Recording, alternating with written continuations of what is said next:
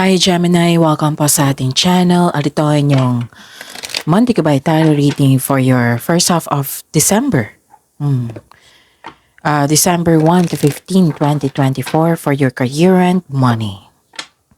Please be reminded kung naka-resonate kayo, comment down.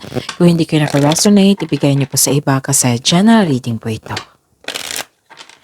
This is for you Gemini ngayon December 1 to 15, 2024.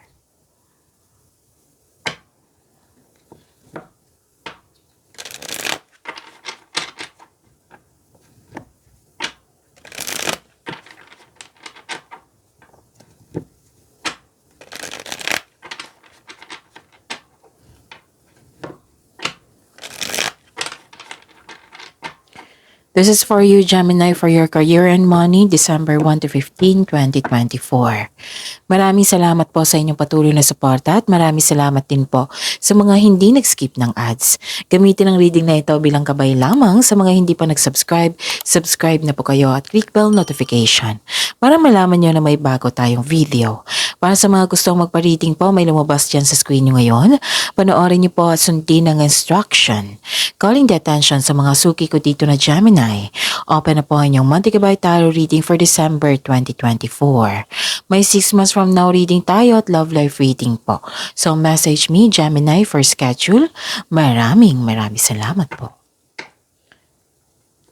So this is for your career and money Gemini. Spirits guide. Para po sa career and money ni Gemini. Mga ganap po ngayon December 1 to 15, 2024. I need 3 cards po.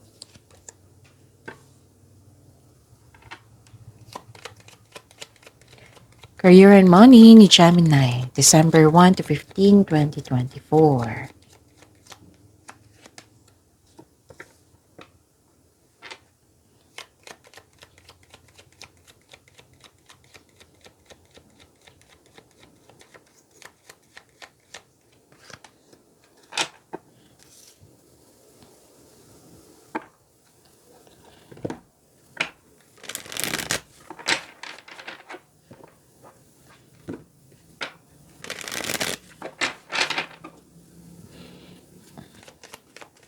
Spirit's Guide, message po sa career and money ni Gemini ngayon December 1 to 15, 2024. I need 2 cards po.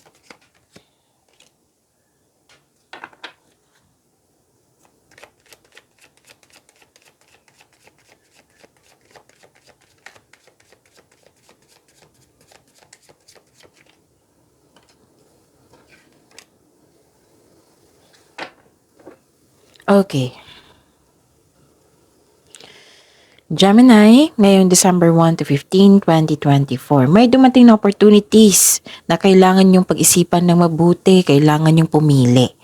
Pero nakikita ko dito na nahihirapan ka kasi you felt guilty, may masacrifice, nahihirapan kang pumili. Pwede din may sitwasyon na concern mo ngayon. Oo, na nahihirapan ka. Kaya ka may kausap dito. 2 card kasi nagsabi dito na may kausap po kayo na maaring sinamahan ka. Oo, sinamahan ka like nagbigay ito ng suporta sa iyo, nagbigay ito ng loyalty sa iyo. Pwedeng mentor mo ito. Pwedeng favorite person mo, mentor, advisor, wiser, elders, or amo mo, or boss. Kasi nakikita ko dito may nag-uusap regarding sa big business. Regarding sa iyong career and finances. At nakikita ko dito kung napanghinaan ka ng loob, di ba? Pag nakausap mo na itong taong ito, bumalik yung confidence mo. You have a power, you're taking an action with courage na, tapos you have authority, protection. Tapos natutuwa ka sa yung sinamahan ka na yung favorite person. Kasi yun nga, napatunayan niya na loyal siya sa'yo, supportive siya sa'yo. Pwedeng na-hire din kayo as katiwala. Nakikita ko rin dito na may bago kayong kasamahan, Oo, pwedeng bagong kaibigan na magaan ang loob mo sa kanya. Pwede din bumili kayo ng pet. Oo, pwede din na bumili kayo ng isang bagay na natuwa kayo. Yung dahil yung inner child nyo, yung na-pamper kayo. Yun. So may temptation akong nakikita dito. Oo, lalo na sa mga committed dito.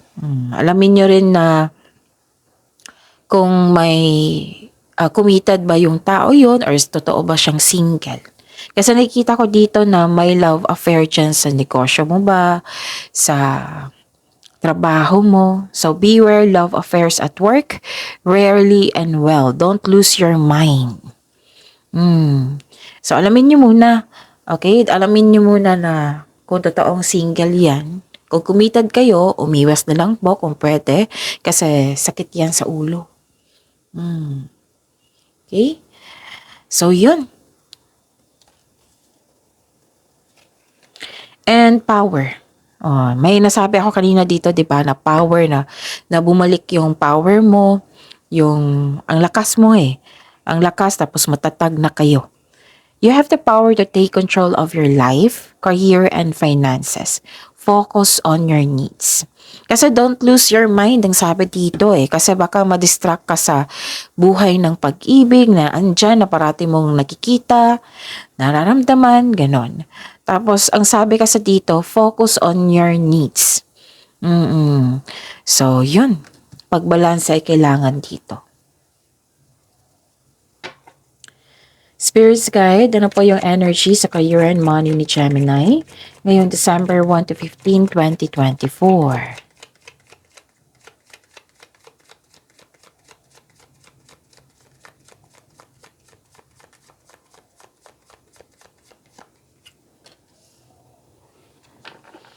And the clarification of this card po, energy ni Gemini sa career and money.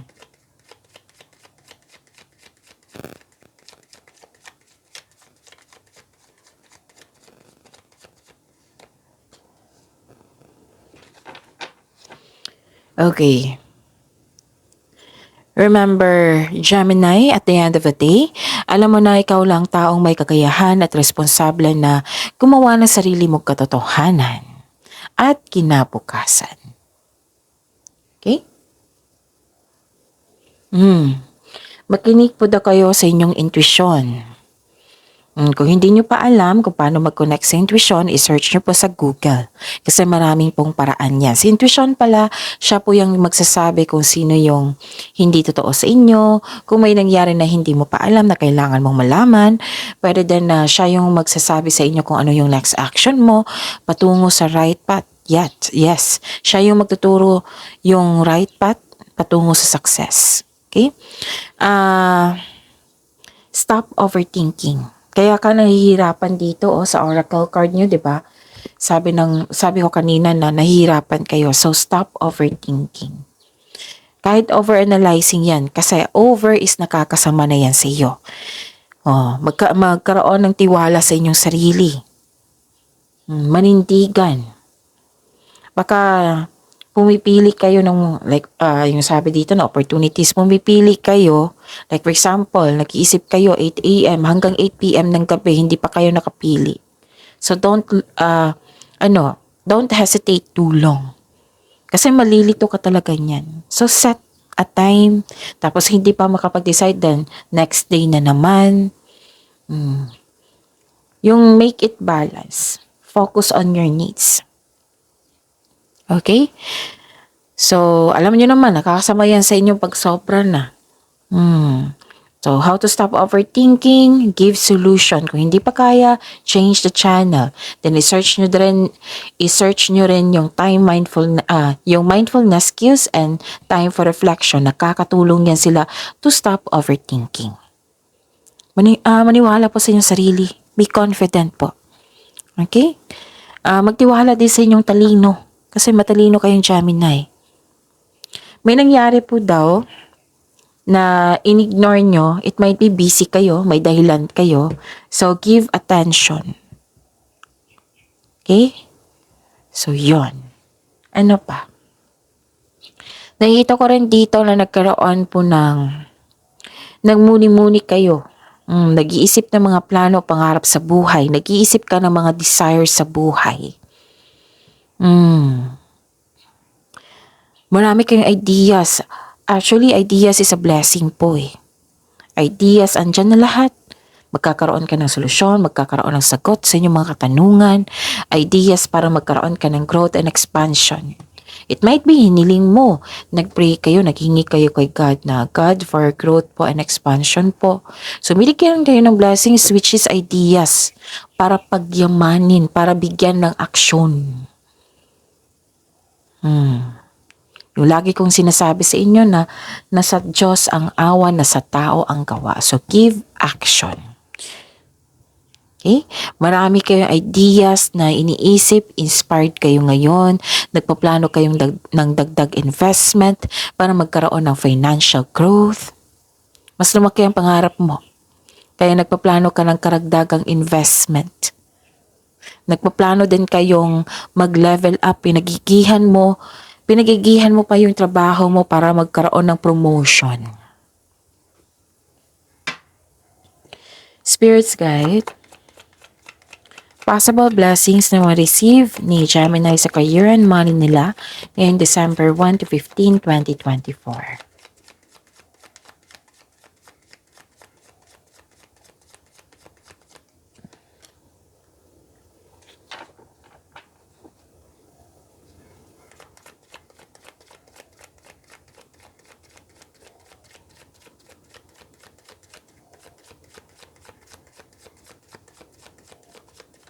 Clarification po. Okay. Ano yung blessings?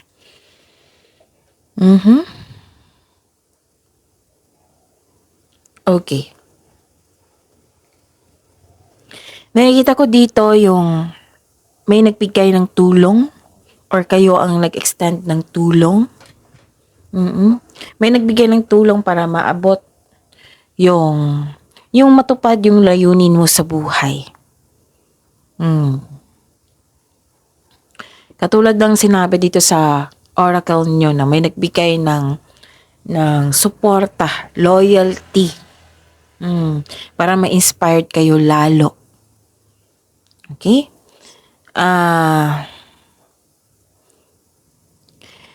You are divinely guided, Gemini. Maaring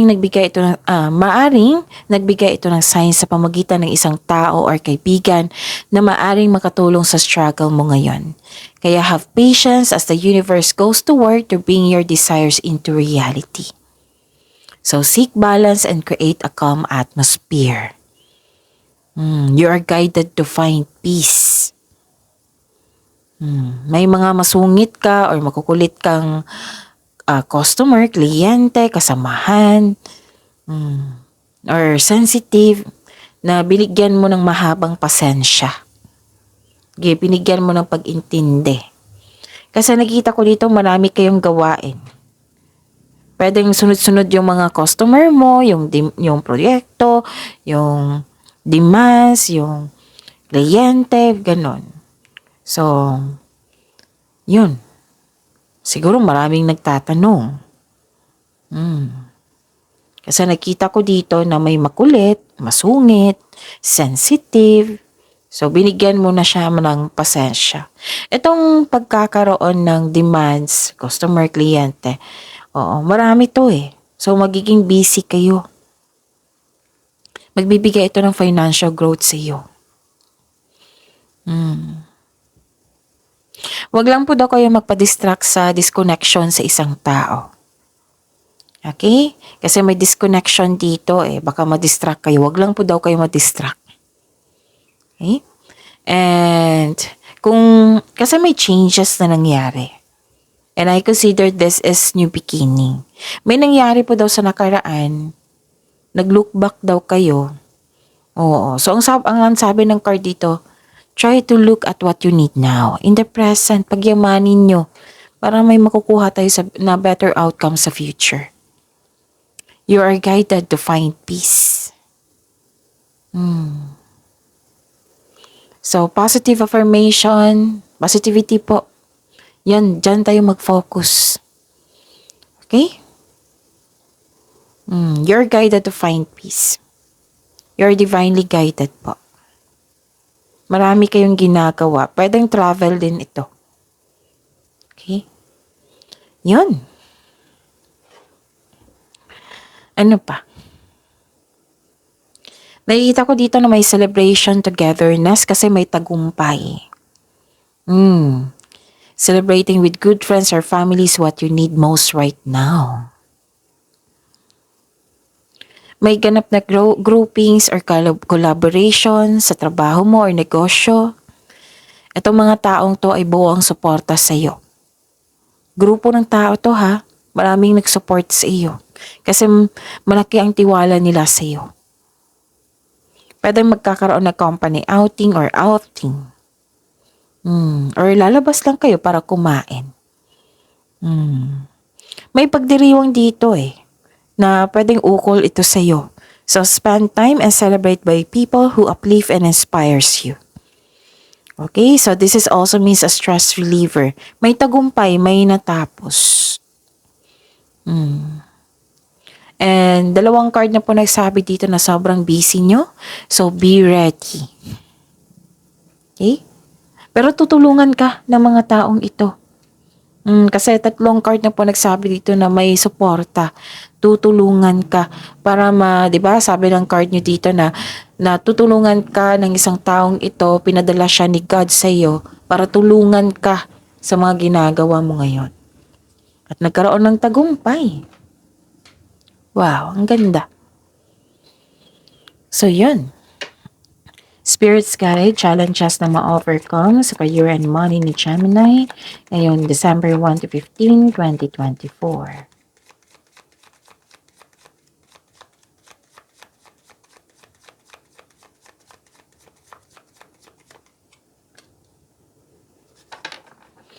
And the clarification of this card po.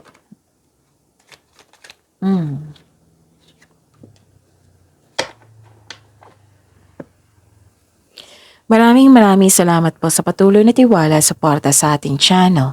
At maraming salamat din po sa mga hindi nag-skip ng ads. Okay?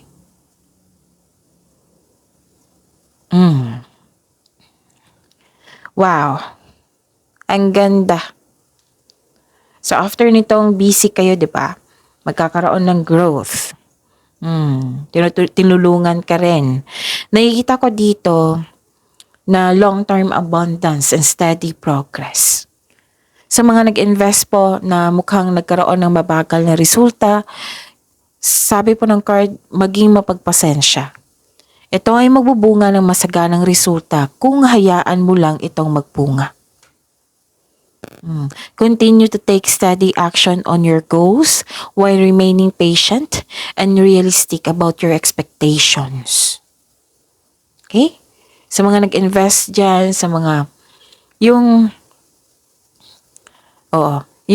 napanghinaan ng loob or yung, anong tawag dito? Na masyadong slow yung progress, ganon. Don't worry, kasi ang sabi dito, mahababaan nyo po ang pasensya nyo. Magbubunga po ito ng masaganang resulta. Yun ha. Continue to steady action or continue to take steady action. Patuloy nyo lang pagsisipag nyo. Pagsisipag nyo. Huwag lang kayong huminto at maging mapagpasensya. Magbubunga ito ng maganda. Long-term abundance po ang sinabi dito, which is ang ganda. Kung ikaw ay naghahanap ng trabaho or nag-iisip ng bagong karera, may perfect time po ito. Ang sabi ng card. Okay?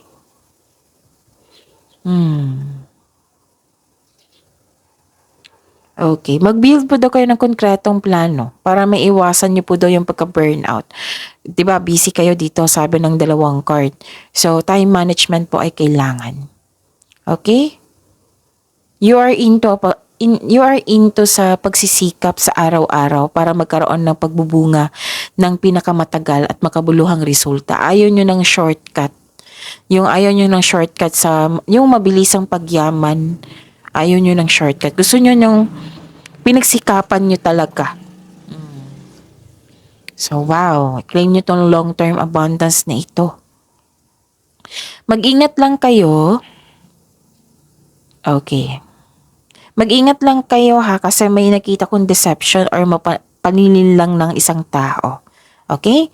Tapos bumuo po daw, dalawang card na po nagsabi dito na mag-create po daw kayo ng konkretong plano. Bumuo ng diskarte upang makuha ang gusto mo. Kung nararamdaman mong toxic yung place mo or yung tao, baka kailangan ng mag-isip ng career change. Kung pwede lang ha. At the end of the day, kayo naman po yung mag-decide. Pero nakita ko naman dito na nag-iisip na kayo niyan. Na babaguhin kayo sa inyong trabaho, sa inyong negosyo, or change career. Okay? So, see you tomorrow. Gemini, pagyamanin niyo po yung blessings sa binigay sa inyo. See you tomorrow. Please like, subscribe, and click the button for notification para updated po kayo sa daily tarot reading natin. Maraming salamat po.